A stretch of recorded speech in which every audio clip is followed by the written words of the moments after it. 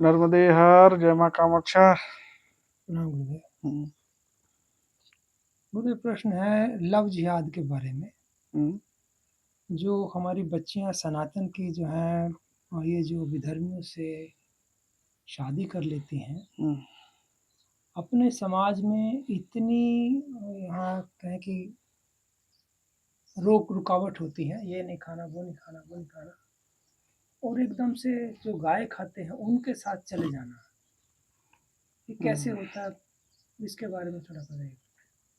मतलब आपका कहना ये है लव जिहाद। जी। लव जिहाद बहुत दिनों से चल रहा है देश में, जिसपे सरकारें कानून भी बना रही हैं। लेकिन समस्या वहां नहीं है। समस्या यहाँ पे है कि दो विपरीत धारा जी। एक हो जाते हैं। जी। हिंदू धर्म के अनुसार इस्लाम विपरीत है। जी। उनके काम काज, कल्चर, रहन सहन, सब कुछ जी। उनका, जो शादी से लेके विवाह तक, मृत्यु संस्कार तक, उनका अलग ही विपरीत ही है। जी।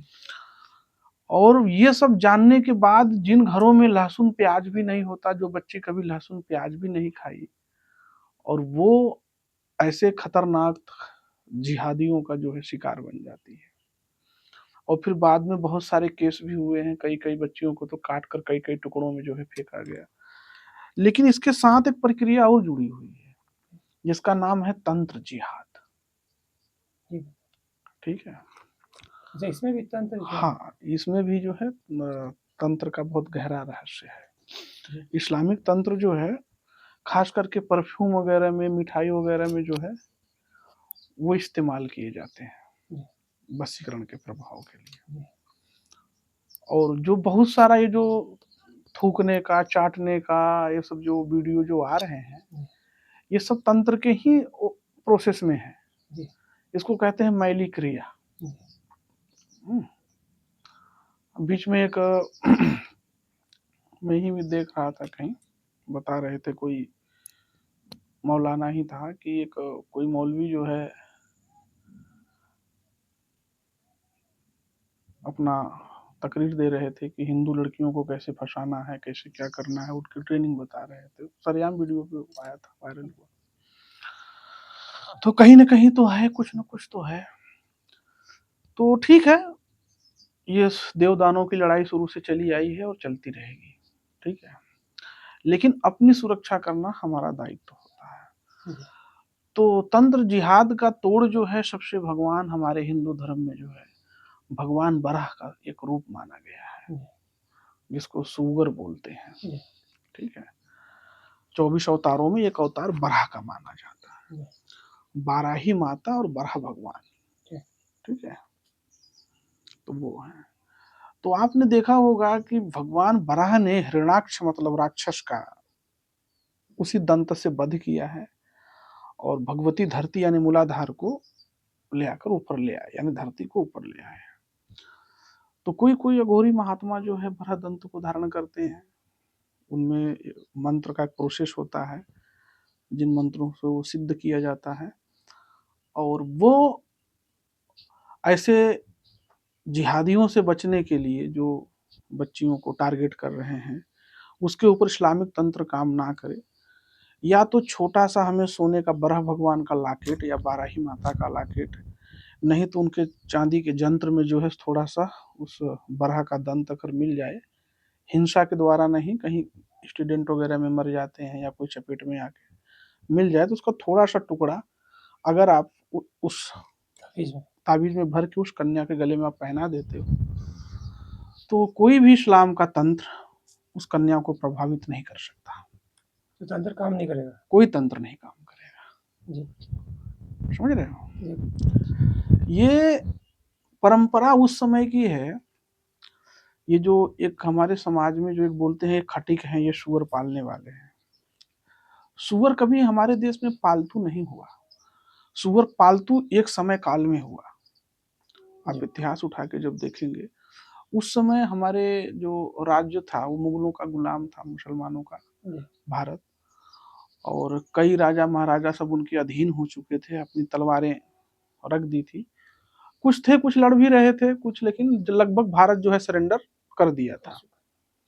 कुछ राज्य थे जो उनसे संघर्ष कर रहे थे मुसलमानों से। तो उसमें आप देखो कि उस समय जो नवाब वगैरह जो होते थे, इन्हीं का राज हुआ करता था। तो किसी भी हिंदू बेटी को जो है वो बुलवा लेते थे कि आज नवाब साहब की हवेली में तुमको जो है काम करने का मौका मिलेगा या तुमको इनाम देंगे। ऐसा करके वो जो है उन बच्चियों के साथ को कर्म करते थे, या गांव में कोई जो भी थे ऐसे लोग। तो उस समय एक प्रथा चलाई गई उन बच्चियों की रक्षा के लिए, सुअर पालने का और सुअर को बलि देने का। ठीक है। तो उनकी एक कोई देवी होती हैं खटिक समाज के, जो कि वो खटिक कोई छूत जाति नहीं है, अपने सम्मान के अस्तित्व के लिए आखिरी युद्ध तक करने वाला हिंदू धर्म में अगर कोई जाति है तो वो खटिक जाति है। समझ रहे हो? तो उस समय उन लोगों ने क्या किया कि भाई उनको खबर पहुंचाया कि देखो आज अभी एक रस्म पूरा हो रहा है, फिर बच्ची जाएगी। बोले क्या रस्म है? बोले रस्म ये है कि बच्ची को जो है सुअर के खून में स्नान कराएंगे, उसके बाद उसका पैर जो है उसमें पंजा जो है ऐसे लगेगा हाथों का, समझ रहे हो, और वो खून से सना होगा। तो उस जब उन्होंने सुना कि ये खून जो है सुअर का होगा, तब वो बोले ना ना ना ना ना ना, ऐसे नापाक चीज की कोई आवश्यकता नहीं है। तुरंत वो मना कर दिए वहां से। ये परंपरा वहां से चालू हुई है सुअर पालने की। तो आज जिनको हम बड़े सुदूर दृष्टि से देखते हैं ना, ये गलत करते हैं। रिवल में वो प्योर क्षत्रिय हैं, आई समझ में, और वो लड़ने वाले लोग हैं। वहां से परंपरा चालू हुई है सुअर की। तो वो बहुत बड़ा कवच का रूप धारण करता है जो बड़ा दंत होता है। लेकिन उस दंत को आपको हिंसा करके उस सुअर को मार के प्राप्त नहीं करना है। अगर किसी रोड पे एक्सीडेंट में मरा मिल जाए, वो आप इस्तेमाल कर सकते हो। बड़ा जैसे लोग सुअर का मांस बिकता है कई जगह पे, तो क्या वो वहां से लिया जा सकता है दुकानों से? हाँ, वहां से भी लिया जा सकता है। और ज्यादातर तो जो उपयोग में जो आता है वो जंगली जो सुअर होता है जी। जो खांग वाला होता है, उसके दो दांत ऐसे बाहर होते हैं, वो इस्तेमाल में आता है जी। तंत्र के काम में आता है जी। उसे सिद्ध करके ब्राह्म मंत्रों से या बराही मंत्रों से अगर साधक धारण करता है तो बहुत सारी नेगेटिविटी से वो बच जाता है। तो कन्याओं के लिए वो ताबीज में हाँ, छोटा सा टुकड़ा पहनने तो वो छोटा सा टुकड़ा धारण करके पहने, निश्चित है कि उस कन्या को कभी लव जिहाद की शिकार नहीं होगी। इसके लिए कुछ खास करके ये चीज जैसे कि हमारी बहू बेटियां जो ज्यादा करके ऐसे माहौल में रहती हूँ, उन्हें पहनने का बहुत दरकार है, जरूरत है। अब जैसे गर्भा पंडाल में नियम ये है हिंदू धर्म के अनुसार कि गौमूत्र में गंगा मानी जाती है।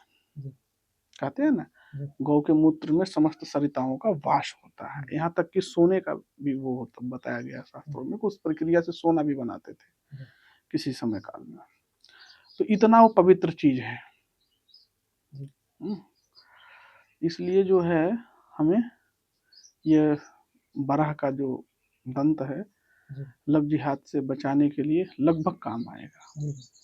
और बाकी अपना संस्कार, अपना परवरिश, ये भी मायने रखता है। नर्मदे हर, जय माँ कामाक्षा।